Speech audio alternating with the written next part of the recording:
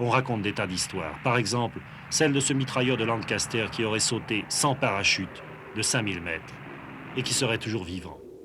On dit qu'il serait tombé sur des sapins, puis sur de la neige.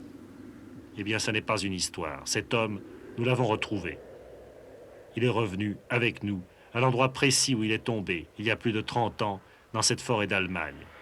Cet homme s'appelle Nicolas Stephen Alkemade. D'une voix mesurée et calme, l'homme qui est tombé de 5000 mètres sans parachute nous raconte son incroyable aventure. Nous revenions d'un raid sur Berlin et nous traversions la zone des radars allemands. Nous avons été attaqués et incendiés par un chasseur de nuit. J'ai essayé d'attraper mon parachute, mais l'enveloppe brûlait déjà. La soie débordait et commençait à brûler, elle aussi. Ça a dû être affreux. Oui, et je ne pouvais plus tenir devant les flammes. La chaleur était terrible. Alors je me suis retranché dans ma tourelle en refermant les portes. Ma combinaison de vol était en feu. J'étais brûlé au visage et aux mains. Je me suis dit, bon, c'est la fin. Il vaut mieux sauter que rester là et brûler vif.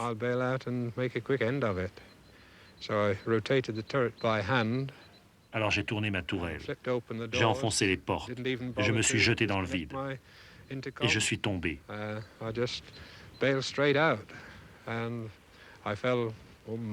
D'un seul coup, c'était un tel silence après tout le vacarme. Je me suis senti très calme et paisible. Il me semblait que je tombais la tête la première. Je me suis dit, eh bien, si c'est ça, mourir, ça n'est pas difficile.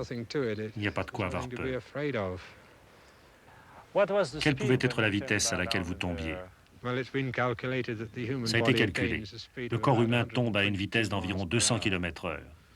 Quand il arrive au sol, habituellement, vous êtes mort. Mais quand je vois ces arbres autour de moi, je me rends compte que c'était difficile de les manquer.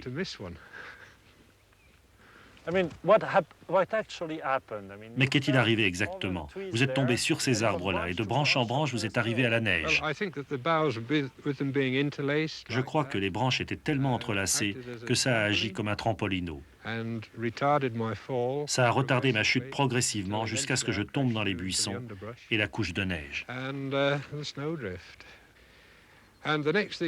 Et la première chose que j'ai réalisée, en reprenant connaissance au milieu de ces arbres, j'ai regardé en l'air, j'ai vu les étoiles à travers la forêt et je me suis dit, Jésus-Christ, je suis vivant.